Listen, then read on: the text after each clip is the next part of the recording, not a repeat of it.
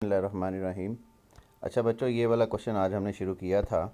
हम बेसिकली जो टॉपिक पढ़ रहे हैं उसका नाम है सीजनल वेरिएशन या सीजनल इंडाइसिस को फाइंड करना। सीजनल इंडाइसिस को फाइंड करने के चार मेथड जिसका हमने ज़िक्र किया। सबसे पहला जो मेथड है उसका नाम था परसेंटेज ऑफ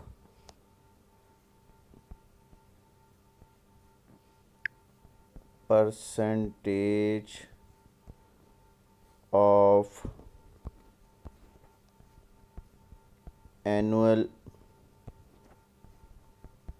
एवरेज मेथड। फिर उसके बाद जो सेकंड इसमें टॉपिक है उसका नाम है ratio two moving average method. और जो तीसरा है उसको हम कहते हैं link relative method. Link relative method. उसके बाद जो लास्ट वन है उसको हम कहते हैं ratio two trend method. Ratio two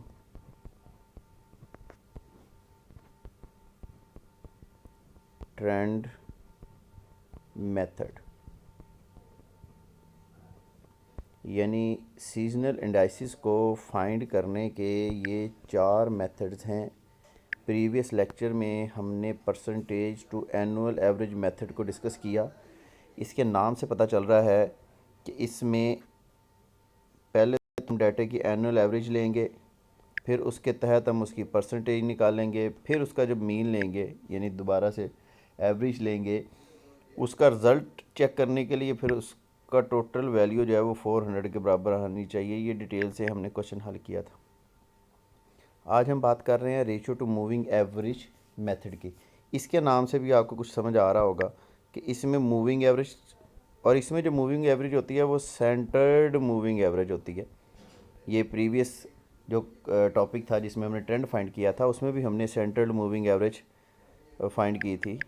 अगर क्वेश्चन क्वार्टर्स में होगा तो 4 क्वार्टर्स सेंट्रल मूविंग एवरेज का मेथड निकाल के फिर उसकी रेशो लेंगे। तो इस मेथड को हम ratio two moving average method कहते हैं। अब ये वाला मेथड जो है ये आपके सामने स्क्रीन पे मैंने इसका सलूशन लिखा हुआ है। क्वेश्चन का जो डाटा होगा याद रखिएगा वो उसमें सिर्फ इतना डाटा गिवन होगा आपके पास, ये जिसको मैं पिंक के साथ मैंने इसको रेक्टेंगुलर फॉर्म में शो किया है। ये वाला हिस्सा जो है सारा ये वाला ये क्वेश्चन गिवन होगा, ठीक है जी। अब यहाँ पे ये देखिएगा पहले तो ईयर्स गिवन है 1979, फिर उसके साथ क्वार्टर्स गिवन है यानी चार हिस्से, पहला दूसरा तीसरा चौथा। इसी तरह फिर 1980, फिर 1981 यानी 98, 1980, 1981, 1982 और फिर इनके भी चार चार क्वार्टर्स। आई होप कि आपको ये बात क्लियर हो गई है। उसके बाद इसका डाटा गिवन है। याद रखें जो डाटा गिवन होता है उसमें चार चीज़ें मौजूद होती हैं यानी चारों कंपोनेंट्स मौजूद होते हैं। टाइम सीरीज़ में चार किस्म के कंपोनेंट होते हैं। एक होता है ट्रेंड, एक होता है सीजनल वेरिएशन, एक होता है साइक्लिकल वेरिएशन, एक होती है इरेगुलरिटीज़। तो जो डाटा गिवन होता है आपको इस क्वेश्चन में उसमें ये चारों वेरिएशंस मौजूद होती हैं। हम डाटे को अमूमन इस नाम से शो करते हैं वाई से। ये अंडरस्टूड है, ये वैल्यू ना भी लिखी जाए तो ये अंडरस्टूड है कि इसमें TSCI यानी चारों वेरिएशंस मौजूद हैं। तो हम वही मेथड जो हमने ट्रेंड फाइंड करने के लिए यूज़ किया था, 4 क्वार्टर्स मूविंग टोटल फाइंड करेंगे। ये 4 Q से क्वार्टर और M से मूविंग टोटल। तरीक़ाकार क्या होगा, पहली चार वैल्यूज़ को हम टोटल करेंगे। चार वैल्यूज़ का सेंटर देखेंगे क्या बनता है। चार वैल्यूज़ का ये सेंटर बनता है, तो चारों वैल्यूज़ का टोटल करके इसके सेंटर में लिख देंगे तो ये हमारे पास से रिज़ल्ट आ जाएगा 355।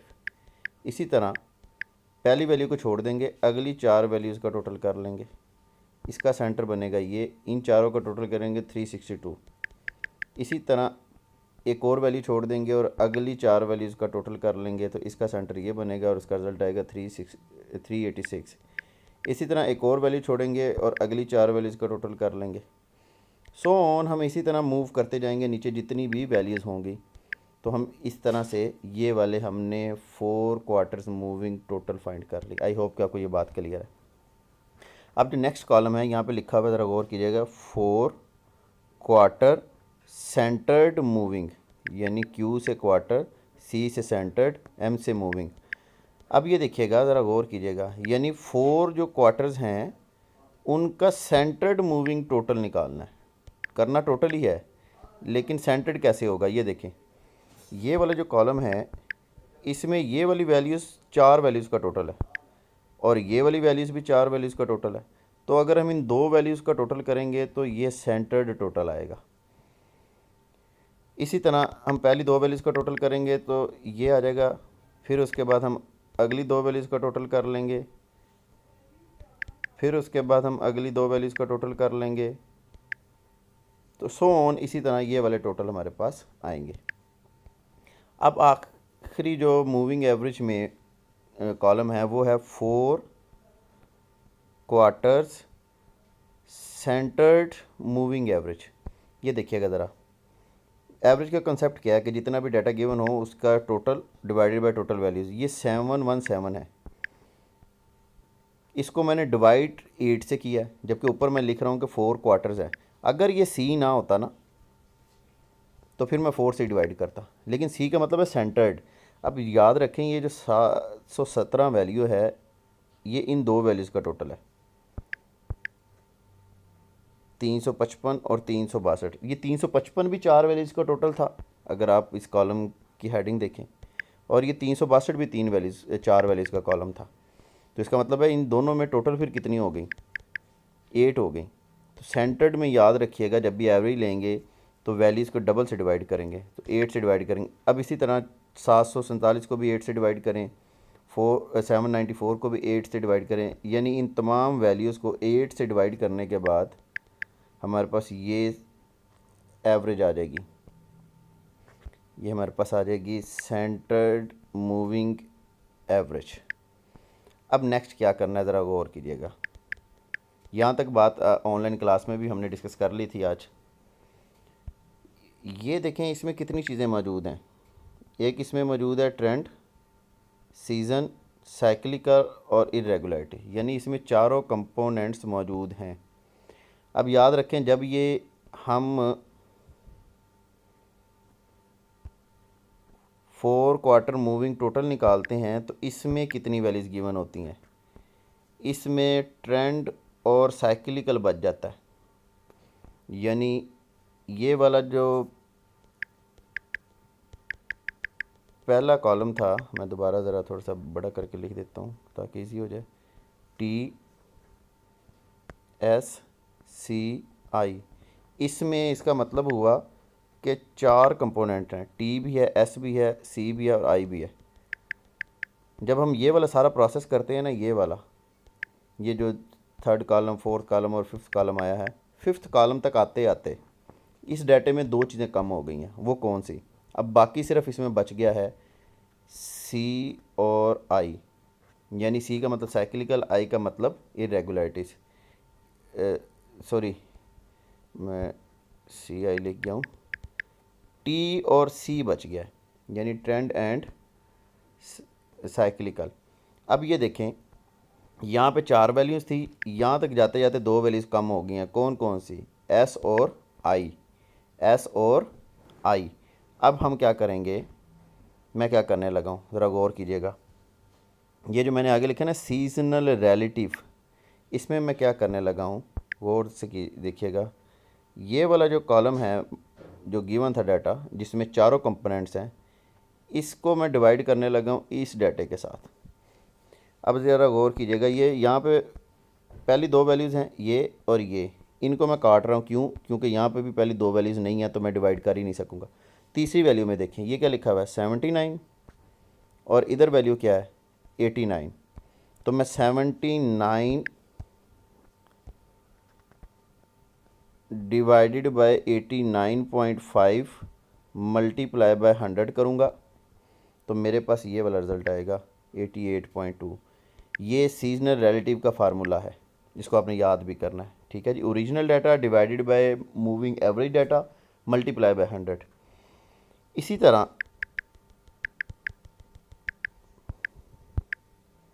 इसी तरह नेक्स्ट जो वैल्यू है 106 डिवाइडेड बाय 93.5 मल्टीप्लाई बाय 100, तो ये रिज़ल्ट आएगा। आई होप कि आपको बात की समझ आ रही है। फिर उसके बाद 79 डिवाइडेड बाय 99.2 मल्टीप्लाई बाय 100, तो ये वाला रिज़ल्ट आएगा 79.6। इसी तरह 122 डिवाइडेड बाय 106.6 मल्टीप्लाई बाय 100, तो रिज़ल्ट आएगा 114.4। तो इसी तरह बाकी सारी वैल्यूज़ को भी हम डिवाइड और मल्टीप्लाई करेंगे 100 से, तो ये वाले रिज़ल्ट आएंगे। ये अब रिज़ल्ट आए सीजनल एनालिसिस के। अब ज़रा गौर कीजिएगा, ये जो वैल्यू थी 79, ये बेसिकली इसमें चारों कंपोनेंट्स थे, टी भी था, एस भी था, सी भी था, आई भी था। फिर हमने डिवाइड किया इस वैल्यू से। इसमें तो दो ही कंपोनेंट थे, एक टी था और एक सी था। तो इसका मतलब हुआ जब हमने इसको डिवाइड किया तो ये टी से कैंसिल हो गया और ये सी से कैंसिल हो गया। बाकी क्या बच गया? हमारे पास दो कंपोनेंट बच गए, एक एस बच गया और एक आई बच गया। तो इसका मतलब हुआ ये वाली जो वैल्यू है अब ये किस चीज़ की है? ये इसमें सिर्फ दो कंपोनेंट्स हैं, एक एस है और एक आई है। इसीलिए मैंने इस फार्मूले को एस आई के इक्वल लिखा है। यानी इसमें सीजनल वेरिएशन है और इरेगुलरिटीज़ हैं। जबकि हमारा जो टॉपिक था जिसमें हम फाइंड क्या कर रहे थे, हम फाइंड कर रहे थे seasonal variation using moving average method. इसका मतलब है हमें तो सीज़न चाहिए। अब ये जो हमारे पास डाटा आया है ये वाला, इस डाटे में तो दो चीज़ें हैं, एक एस है और एक आई है। मुझे सिर्फ एस चाहिए, तो इस आई को भी ख़त्म करना है मुझे। आई का मतलब क्या है? इरेगुलरिटी का मतलब था कोई बहुत बड़ी वैल्यू या कोई बहुत छोटी वैल्यू। ठीक है, तो उसको क्या करेंगे? सबसे पहले तो मैं ये वाला डाटा जो है ना, इसको टेबल की फॉर्म में लिखने लगा हूँ। ये वाला डाटा, इसमें ये देखें, अब ज़रा गौर कीजिएगा, ये जो पहली लाइन लगी हुई है ये असल में यहाँ पे वैल्यू नहीं है। किसकी वैल्यू थी? 79 की पहले क्वार्टर की, और 79 के दूसरे क्वार्टर की वैल्यू भी नहीं है। ये जो 88.2 है ये 79 के तीसरे क्वार्टर की वैल्यू है। तो ये देखें, मैंने 79 लिखा, जैसा कि मैंने बताया कि 79 के पहले क्वार्टर की वैल्यू भी नहीं है, तो यहाँ पे डॉट आ जाएगा। दूसरे क्वार्टर की वैल्यू भी नहीं है, यहाँ पे भी डॉट आ जाएगा। तीसरे क्वार्टर की वैल्यू है ये वाली, 88.2 तीसरे क्वार्टर की है, 113.4 चौथे क्वार्टर की वैल्यू है। तो मैं ये वैल्यूज़ लिख देता हूँ। ये देखिएगा, तीसरे क्वार्टर की वैल्यू है 88.2 और चौथे क्वार्टर की वैल्यू है 113.4। अब नेक्स्ट वैल्यू देखें, ये जो 80 का पहला क्वार्टर है इसकी वैल्यू है 79.6। तो इसका मतलब है पहले क्वार्टर की वैल्यू है यहाँ पर 79.6। फिर सेकंड क्वार्टर की वैल्यू है 114.4। फिर थर्ड क्वार्टर की वैल्यू है 89.2। फिर फोर्थ क्वार्टर की वैल्यू है 121.8। इसी तरह फिर 81 के पहले क्वार्टर की वैल्यू है 76.4, 109.6, फिर है 95.1, फिर है 115.3। फिर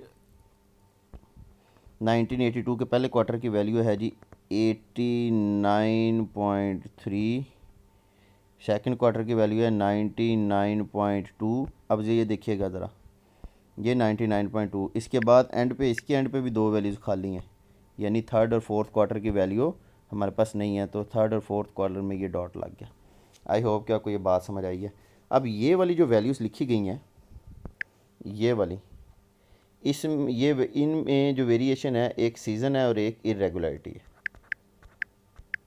यही हमने यहाँ पे डिस्कस किया। ये देखें, इसमें एक सीज़न की वैल्यू है और एक इरेगुलरिटी की है। मुझे सिर्फ सीज़न चाहिए, तो मैं इसमें से इरेगुलरिटी ख़त्म करूँगा। वो कैसे ख़त्म करनी है? कोई बहुत बड़ी वैल्यू है जो एक्सट्रीम वैल्यूज़ हैं। अब ज़रा गौर कीजिएगा, ये पहले क्वार्टर की सारी वैल्यूज़ अगर हम देखें, ये पहले क्वार्टर की वैल्यूज़ हैं। ये देखें फर्स्ट क्वार्टर और ये इसकी वैल्यूज़ हैं सारी। तो पहले क्वार्टर्स की जितनी भी वैल्यू हैं इसमें देखें एक वैल्यू का फ़र्क आ रहा है इनसे। ये वाली जो वैल्यू हैं दोनों ये करीब हैं, लेकिन इसका डिफरेंस ज़्यादा है। ठीक है, इसका ज़्यादा डिफरेंस, इसका मतलब है ये इरेगुलरिटी है, बड़ी वैल्यू है। तो ये जो इरेगुलरिटी है इसको ख़त्म करना है। तो इसको जब मैं टोटल करूँगा तो इसको मैं शामिल नहीं करूँगा। इसी तरह इधर आ जाएं, इधर भी ये 99.2 जो है ये एक्सट्रीम वैल्यू है, यानी इरेगुलरिटी है। ये बाकी दोनों करीब हैं, ज़्यादा दूर नहीं है, लेकिन ये ज़्यादा दूर है। इधर कोई ऐसी वैल्यू नहीं है और इधर भी ऐसी कोई वैल्यू नहीं है, ये सारी करीब करीब वैल्यूज़ हैं, ज़्यादा डिफरेंस में नहीं है। तो जब मैं इसका टोटल करूँगा तो इन दोनों का टोटल करके 2 पे डिवाइड कर दूँगा। पहले तो इन दोनों का टोटल करते हैं, 79.6 प्लस 76.4, तो इसका जब हम टोटल करेंगे तो रिज़ल्ट आएगा हमारे पास 156.0। फिर जब हम इन दोनों का टोटल करेंगे तो इसका टोटल आएगा जी 224.0। फिर जब हम इन तीनों का टोटल करेंगे तो वो हमारे पास आएगा 272.6। इसी तरह हम इन तीनों का टोटल करेंगे तो वो हमारे पास आएगा 350.5। अब सिंपली हमने एवरेज लेनी है, तो एवरेज कैसे आएगी? ये वाली दो वैल्यूज़ का टोटल है तो इसको 2 पे डिवाइड करेंगे। ये 156 दो वैल्यू का टोटल था ना, ये वाली दो वैल्यूज़ का, तो इसको हम 2 से डिवाइड करेंगे तो हमारे पास रिजल्ट आएगा 78.0। ये भी दो वैल्यूज़ का टोटल है, ये वाली दो वैल्यूज़ का, तो इन दोनों को इसको 2 पे डिवाइड करेंगे तो इसका रिजल्ट आएगा 112.0। ये 3 वैल्यूज़ का टोटल है तो इसको 3 पे डिवाइड करेंगे तो रिजल्ट आएगा 90.87। ये भी 3 वैल्यूज़ का टोटल है तो 3 पे डिवाइड करने के बाद रिजल्ट आएगा 116.83। अब ये देखें, ये आखिरी कॉलम को भी ना देखें आप, इधर देखिएगा, हमें इसका टोटल करना है। ये वाला कॉलम यहाँ पे हमने इसे लिखते हैं टोटल। किसका टोटल करना है? ये जो मीन लिया है इस मीन का टोटल करें। जैसे हमने इसके पहले मेथड में percentage of annual average method वाले में भी हमने सम किया था तो इसका सम 400 आया था, तो हमने देखना है कि इसका सम 400 आता है। जब मैं ये चारों वैल्यूज़ को टोटल करूँगा, ये वाली चारों वैल्यूज़, तो मेरे पास रिज़ल्ट जो है वो कुछ इस तरह आ रहा है 397.70। अगर तो ये रिज़ल्ट, ये वाला रिज़ल्ट 400 आ जाता तो ये मेरा रिज़ल्ट था सीजनल इंडाइसिस का। अब ये रिज़ल्ट मेरा नहीं है, क्यों? क्योंकि इसका टोटल 400 नहीं आ रहा। अब इसको एडजस्ट करना है कि ये 400 हो जाए। जब ये 400 हो जाएगा तो वो वाला हमारा डाटा आंसर होगा। तो हम अब करेंगे क्या, उसकी टेक्निक क्या है ज़रा गौर से देखिएगा। उसकी टेक्निक कुछ इस तरह है कि 400 डिवाइडेड बाय 397.70, यानी 400 जिसमें हम एडजस्ट करना चाह रहे हैं वो वाली वैल्यू, और डिवाइड करेंगे ये जो टोटल आएगा, ये टोटल इधर आ गया। ठीक है, और इससे ज़रब दे देंगे अलग अलग करके। पहले इस वैल्यू को ज़रब देंगे 78.0, पहले तो इसको ज़रब देंगे, यानी 400 डिवाइड बाई 397.70 मल्टीप्लाई बाय 78.0। जब इसको ज़रब देंगे तो हमारे पास इसका रिज़ल्ट आएगा 78.45। इसी तरह 400 डिवाइडेड बाय 397.70, इसको हम डिवाइड करके इससे ज़रब देंगे तो इसका रिज़ल्ट आएगा जी 112.65। इसी तरह 400 डिवाइडेड बाई 397.70 ज़रब देंगे इसके साथ 90.87, तो इसका रिज़ल्ट आएगा 91.40। इसी तरह फिर इसके साथ ज़रब देंगे तो इसका रिज़ल्ट आएगा जी 117.51। अब ये वाली वैल्यूज़ का टोटल जब आप करेंगे तो ये इक्वल टू आएगी आपके पास जी 400 के।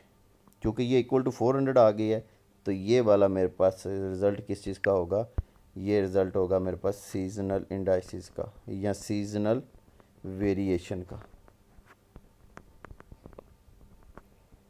और चूँकि हम इसमें फाइंड ही सीजनल वेरिएशन कर रहे हैं तो ये मेथड कहलाता है सीजनल